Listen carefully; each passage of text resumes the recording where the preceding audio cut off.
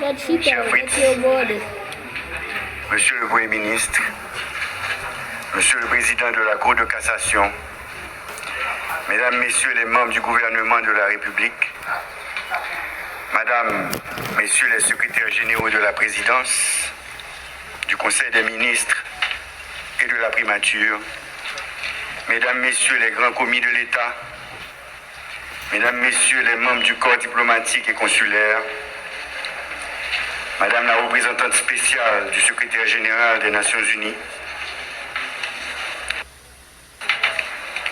Monsieur le chef des forces armées d'Haïti, Monsieur le directeur général de la police nationale d'Haïti, Monsieur le général commandant en chef de la mission multinationale de support à la sécurité en Haïti, Monsieur le chef de la délégation officielle de l'Organisation internationale de la francophonie, chers compatriotes, Mesdames, Messieurs de la presse, chers invités, Mesdames, Messieurs,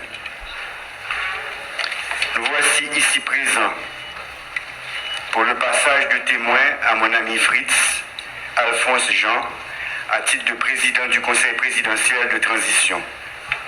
Il faut rappeler ici que c'est sur un fond de crise en cascade que la formule de ce Conseil présidentiel a vu le jour après des années de tentatives infructueuses de négociation. Sa composition reflétait un grand nombre de partis, de regroupements politiques et plusieurs secteurs de la société civile. Cet acte de changement de coordonnateur se déroule dans une atmosphère d'amitié, de respect mutuel, de solidarité et de continuité qui a toujours caractérisé les relations entre le président Fritz Alphonse Jean et moi. La présidence tournante, expérience nouvelle dans notre jeune démocratie, marque un jalon important qui reflète la maturité d'une partie de notre classe politique. La tâche de coordonnateur en ces temps troubles et d'adversité est ardue. Elle exige une sagesse dont je ne m'étais pas cru capable.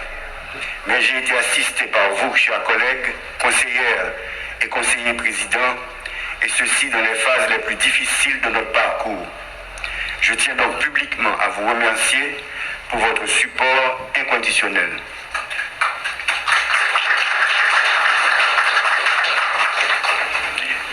Mes rumeurs ardeurs au combat contre ceux qui ont conjuré la perte de notre dignité de nation, à ces assassins du peuple et de la liberté, qui n'ont d'autre projet que les massacres d'innocents et la destruction indiscriminée de notre patrimoine, nous rappelons que nous avons juré que c'est par la collaboration des forces de sécurité avec un peuple haïtien rejetant les gangs que la paix reviendra partout où elle est menacée dans ce pays.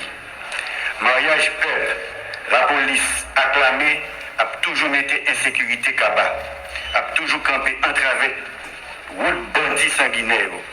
Bravo, bravo pour tout policier, tout soldat force multinationale qui a bataille dans la Tibonite, dans Keskov, dans Solino, dans Gressier, tout partout dans le pays pour mettre la paix dans le pays.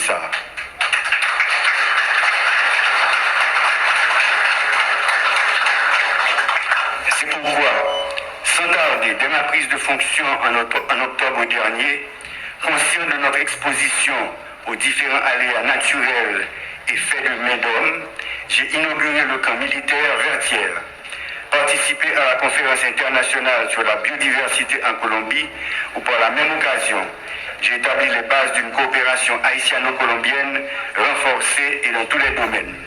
Les conseils des ministres binationaux tenus dans chaque pays ont établi des bases de nos nouvelles relations entre les deux États.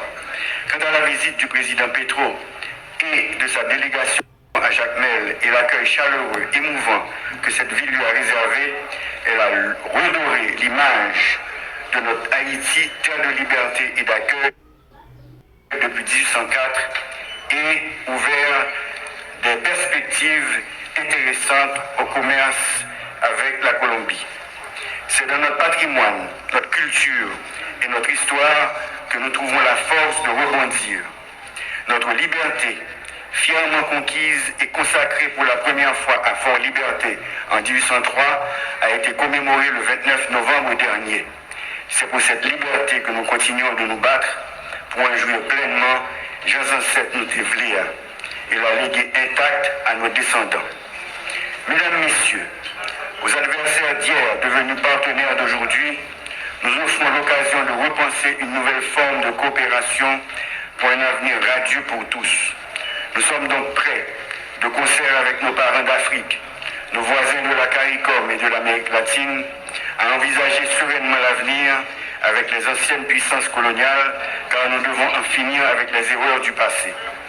Mon voyage au Vatican pour promouvoir une conférence internationale de solidarité avec Haïti, ainsi que ma visite en France en cette année du bicentenaire de la rançon de l'indépendance, ont renforcé mes convictions.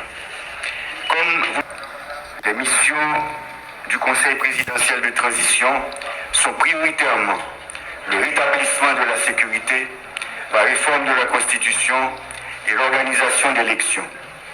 Durant les 5 derniers mois, l'effectif de policiers a augmenté.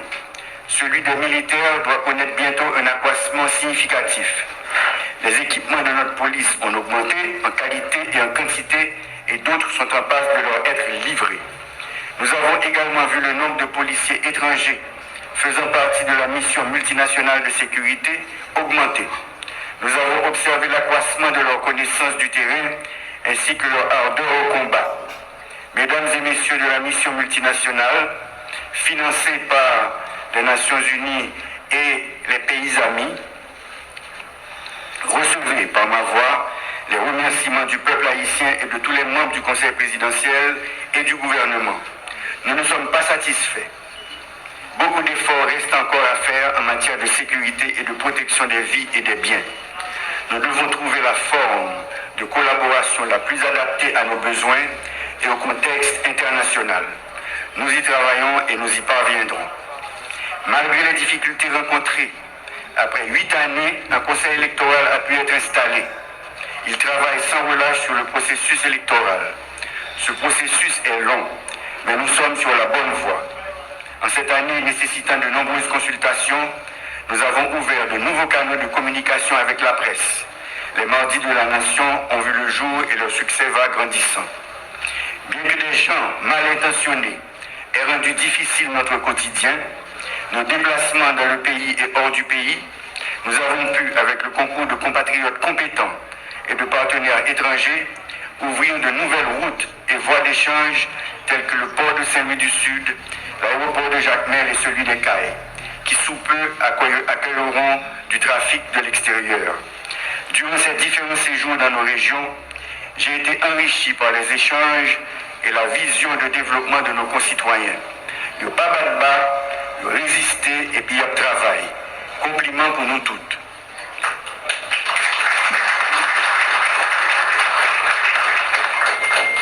Peuple haïtien qui a souffert, pas quitter utiliser nous pour faire des ordres qui a plongé le pays dans plus misère toujours. Nous remarquons des efforts qui a fait pour reprendre contrôle dans certains quartiers. Pas de route par bois.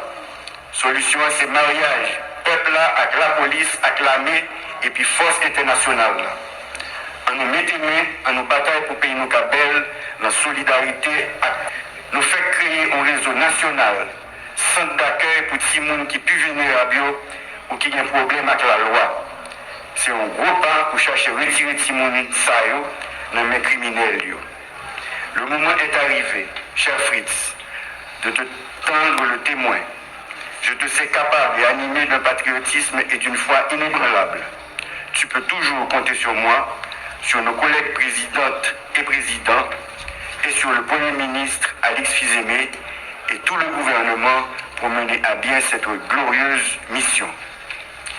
Souffrez maintenant avec moi que je vous énumère certaines actions réalisées par le Conseil présidentiel de transition sous ma coordination durant ces 5 derniers mois. En matière de gouvernance et d'administration, installation complète du Conseil électoral provisoire, CEP, une première en Haïti depuis 8 ans.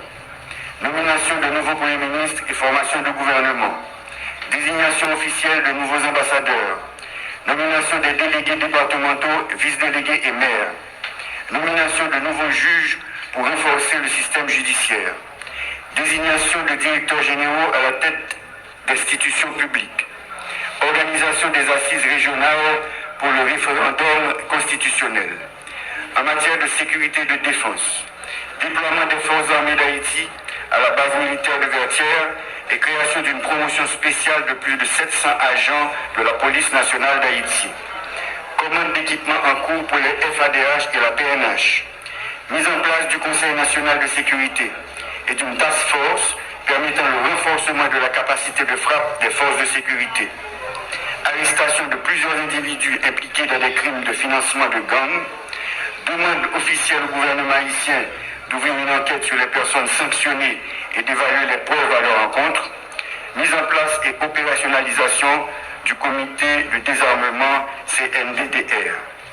En ce qui a trait au développement des infrastructures, mise en opération du port de Saint-Louis du Sud, améliorant la logistique et le commerce, agrandissement de l'aéroport de Jacmel pour stimuler le tourisme, une délégation de plusieurs agences de tourisme est attendue prochainement, agrandissement et mise en opération de l'aéroport international des Cayes. En matière de diplomatie et relations internationales, première visite officielle d'un président étranger à Jacmel avec la création de 2 conseils binationaux pour renforcer la coopération externe, rencontre avec le président Macron pour discuter de la sécurité, de la restitution, des réparations et du dialogue bilatéral, promotion de l'organisation d'une conférence nationale avec le soutien du pape pour appuyer Haïti, engagement obtenu auprès du Venezuela et des pays de l'ALBA pour une aide humanitaire, développement social, adoption d'un arrêté créant un réseau national de centres d'accueil pour les enfants soldats. Cher Président Fritz, je vous souhaite un heureux combat. Merci.